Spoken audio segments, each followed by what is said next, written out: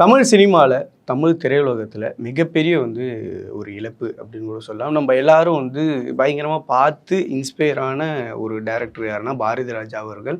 அவருக்கு இப்படி ஒரு சூழ்நிலை அமையுமா அப்படின்றது மிகப்பெரிய ஒரு வருத்தமாக இருந்தது.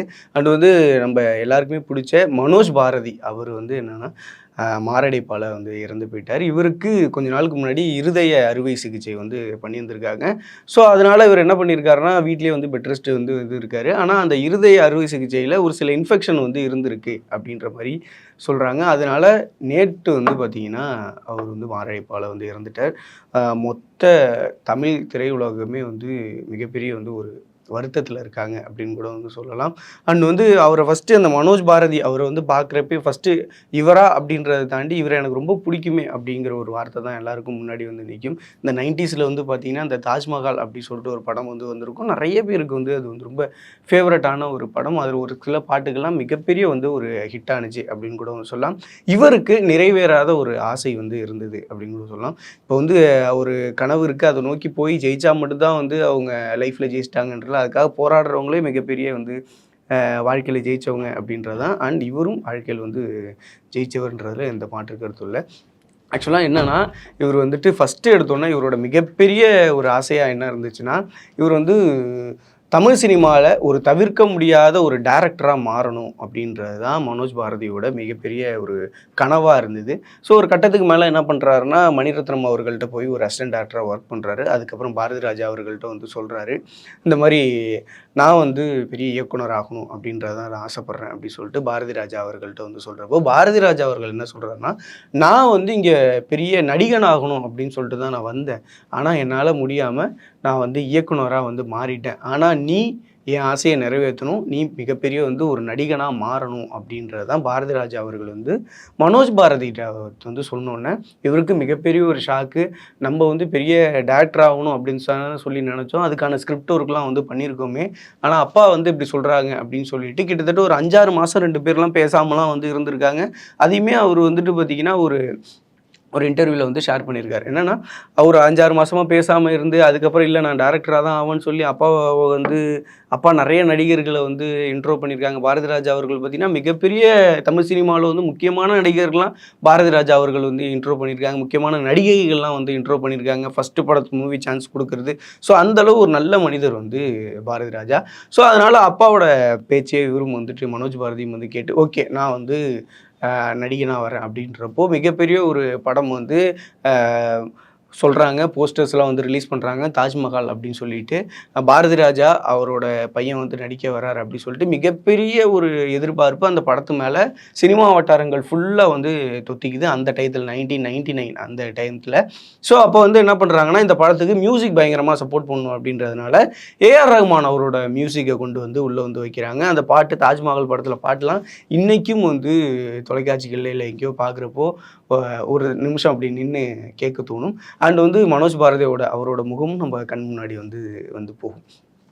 ஸோ அந்த படம் பண்ணுறாங்க. அந்த படத்துக்கு மிகப்பெரிய ப்ரொமோஷன்ஸ்லாம் நடக்குது. படம் பார்த்திங்கன்னா மிகப்பெரிய ஒரு ஹிட் ஆகலை அப்படின்றதுனால ஃபினான்ஷியலாக அந்த படம் தோல்வி. ஆனால் நாளடைவில் அந்த படம் நிறைய பேருக்கு தெரிய வர தாஜ்மஹால்னு ஒரு படம் சூப்பரான ஒரு படம் அப்படின்னு சொல்லிட்டு நாளடைவில் அந்த படம் மக்கள் மத்தியில் பயங்கரமாக ரீச் ஆகுது. அந்த டயத்தில் ரீச் ஆகாததுனால மிகப்பெரிய ஒரு இழப்பு அப்படின்றது தான். அண்ட் அதுக்கப்புறம் பாரதி ராஜா அவர்கள் என்ன பண்ணுறாங்கன்னா ஃபஸ்ட்டு படம் அறிமுகப்படுத்தியாச்சு. இதுக்கப்புறம் அவன் தான் அதை ஸ்டாண்ட் பண்ணணும் அப்படின்ற மாதிரி ஒரு சில கதைகள் ஒரு சில ஸ்கிரிப்ட்லாம் இவராகவே வாண்டடாக போய் எல்லார்ட்டையும் அப்ரோச் பண்ணி அதெல்லாம் பண்ணுறாங்க. அதுக்கப்புறம் கம்ப்ளீட்டாக அல்லி அர்ஜுனா அப்படின்னு சொல்லிட்டு ஒரு படம் பண்ணுறாங்க. அது இன்னும் கொஞ்சம் டிஃப்ரெண்ட்டான ஜானரில் இருக்கணும்னு சொல்லிட்டு அந்த கதையை செலக்ட் பண்ணி அந்த படத்தை மிகப்பெரிய லெவலில் ப்ரமோட் பண்ணுறாங்க. அந்த படமும் பெருசாக போகலை, ஃபினான்ஷியலாக போகலை. தொடர் தோல்விகளே மட்டும் சந்தித்தோன்னே இவர் அதுக்கப்புறம் என்ன பண்ணுறாரு, சமுத்திரம் அப்படி சொல்லிட்டு ஒரு படம் பார்த்துருப்பீங்க. சரத் எல்லோரும் நடிச்சிருப்பாங்க.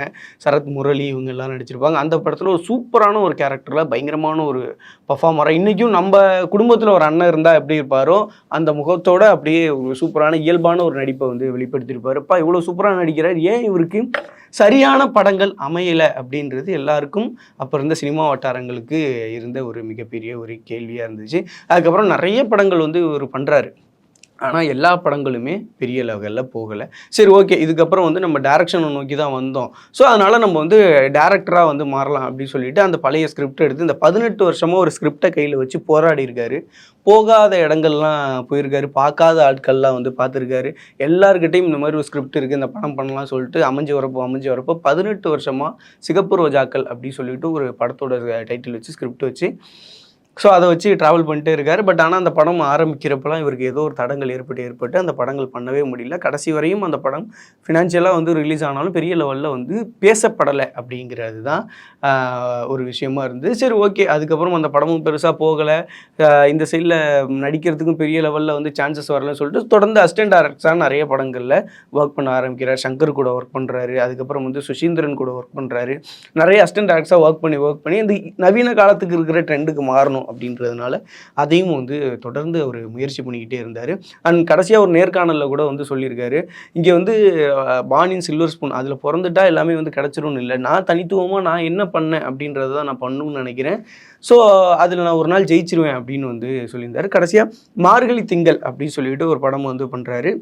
அந்த படத்தில் வந்து பார்த்திங்கன்னா இளையராஜா அவரோட மியூசிக் வந்துட்டு வருது. பாரதி ராஜா, இளையராஜா இவங்களோட காம்பினேஷனோட அது வந்து வரப்போ இன்னும் மிகப்பெரிய ஒரு எதிர்பார்ப்பு இருக்குது. அந்த படமும் வந்து பெருசாக வந்து பேசப்படலை அப்படின்றது தான். அண்ட் ஒரு சில முக்கியமான படங்கள்லாம் வந்துட்டு சேர்ந்து பணியாற்றுறாரு. பெரிய பெரிய ஹீரோக்களோட சின்ன சின்ன ரோல்கள்லாம் வந்து பண்ணுறாரு. இருந்தாலும் அவருக்கான அங்கீகாரம் அப்படின்றது கிடைக்கல அப்படின்றது தான் மிகப்பெரிய வந்து ஒரு விஷயமா இருக்குது. அண்ட் வந்து ஆனால் அவர் ஆஸ் அ பர்சனாக, ஆஸ் அ வந்து ஒரு ஃப்ரெண்டாக, ஆஸ் அ ஒரு பிரதராக எல்லாருக்குமே பிடிச்ச ஒரு சூப்பரான ஒரு கேரக்டர் மனோஜ் பாரதி அவர்கள் அப்படின்றதுல எந்த ஒரு மாற்று கருத்துமே இல்லை. அண்ட் இவரோட இழப்பு அப்படின்றது வந்து தமிழ் சினிமாவில் ரொம்ப தவிர்க்க முடியாத ஒரு இழப்பு அப்படின்றது வந்து எந்த ஒரு மாற்று கருத்தும் இல்லை. பாரதி ராஜா அவர்கள் வந்து அவரே இப்போ வந்து ரீசெண்ட் டேஸில் பயங்கரமாக உடம்பு சரியில்லாமல் இருக்கார். அவரே பெட் ரெஸ்ட்டில் தான் இருக்கிற மாதிரிலாம் வந்து சொல்கிறாங்க. அவர் இப்படியப்பட்ட ஒரு இழப்பை எப்படி தாங்கிக்க போகிறார் அப்படின்றதுல நம்மளுக்கே வந்து தெரியல. அண்டு டெஃபினட்டாக வந்து மனோஜ் பாரதி அவர்கள் வந்து தமிழ் சினிமாவில் முக்கியமாக தமிழ் சினிமா வந்து இனிமேல் அவரோட படங்களை பார்க்குறப்ப நிறைய மிஸ் பண்ண போகிறோம் அப்படின்றதுல மாற்று கருத்தே இல்லை அப்படின்றதான். அண்ட் மனோஜ் பாரதி பற்றி நீங்கள் என்ன நினைக்கிறீங்க அப்படின்றத உங்களுடைய கருத்துக்களையும் கமெண்ட்டில் சொல்லுங்கள்.